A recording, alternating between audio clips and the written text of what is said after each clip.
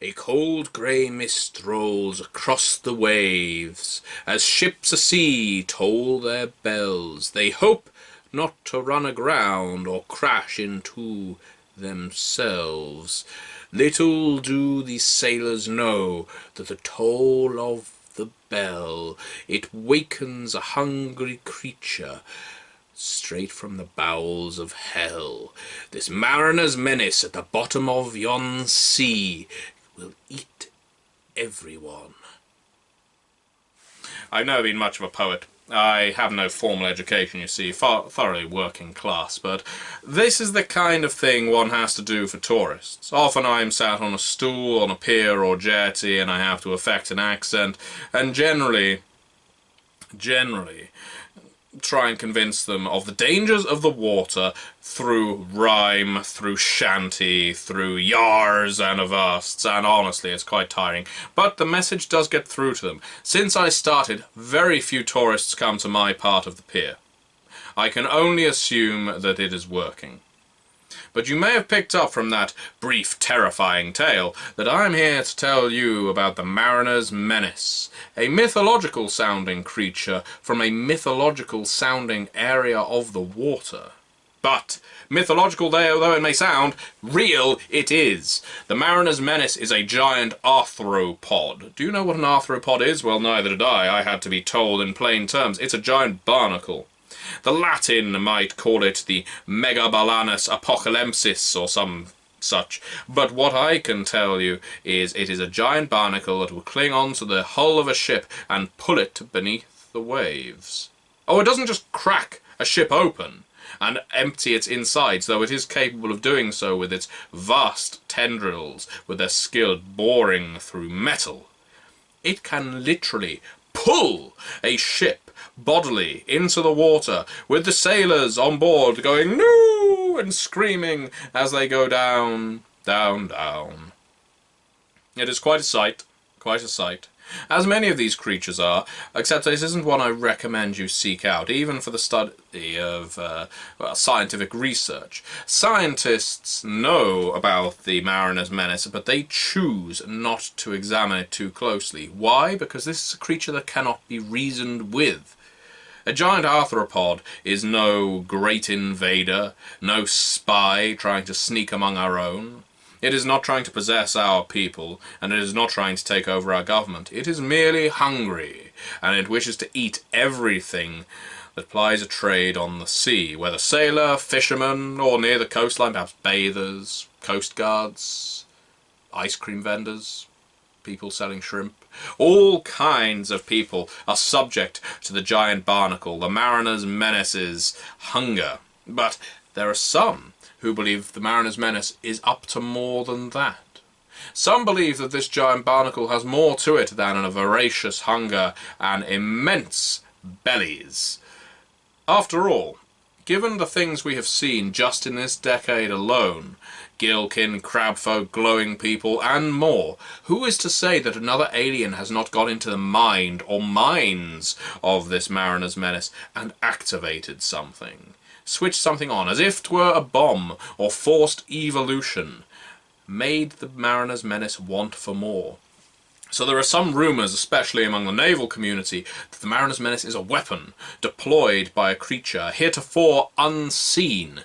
And if that is the case, then we have a great deal to fear for what happens if more of these mariner's menaces appear.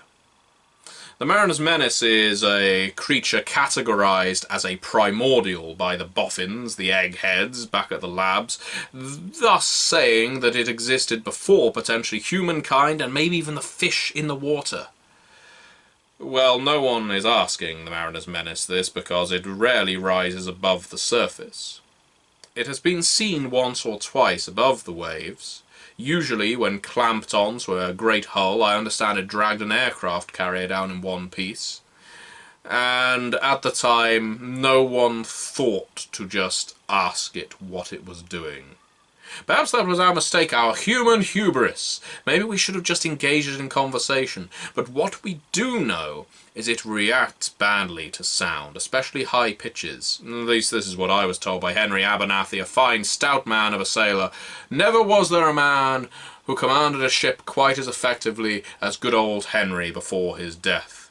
It was not, however, the giant barnacle that consumed him. He was there when the aircraft carrier went down. He just happened to be nearby, fishing with a rod into the water, as one does.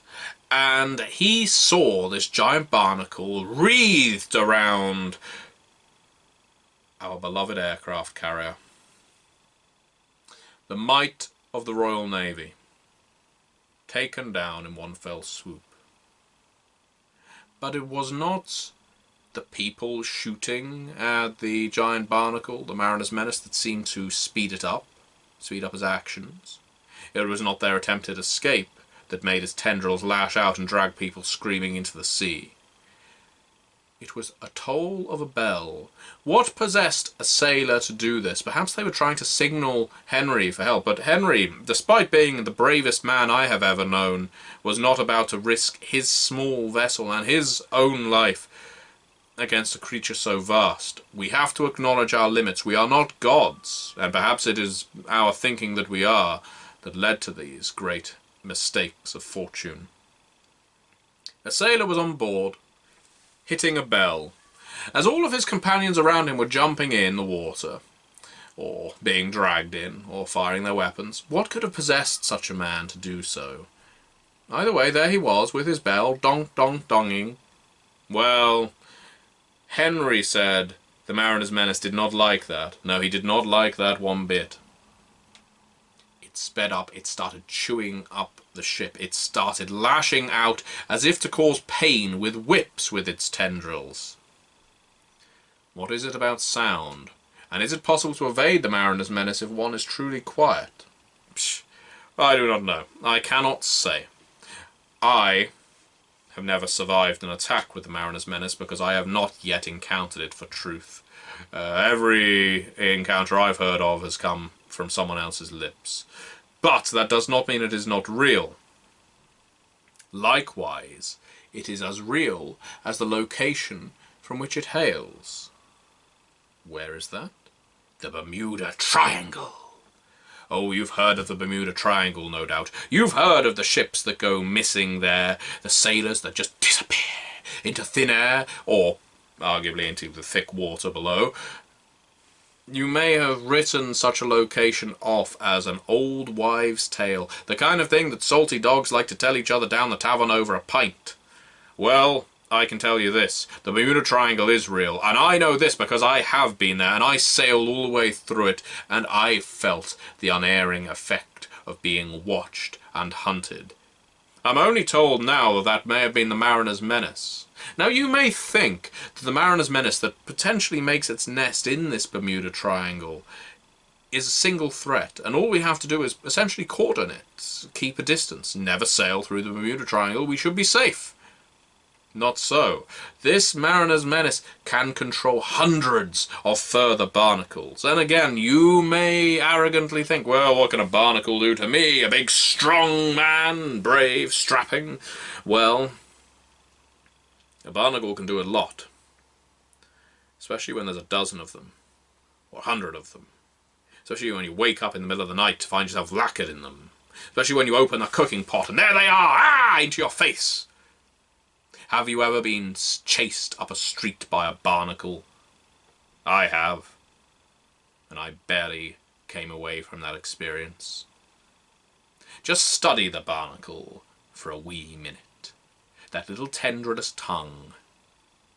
Well, the Mariner's Menace can use that tongue to bore through an enemy. Imagine what 100 smaller barnacles could do to your skin.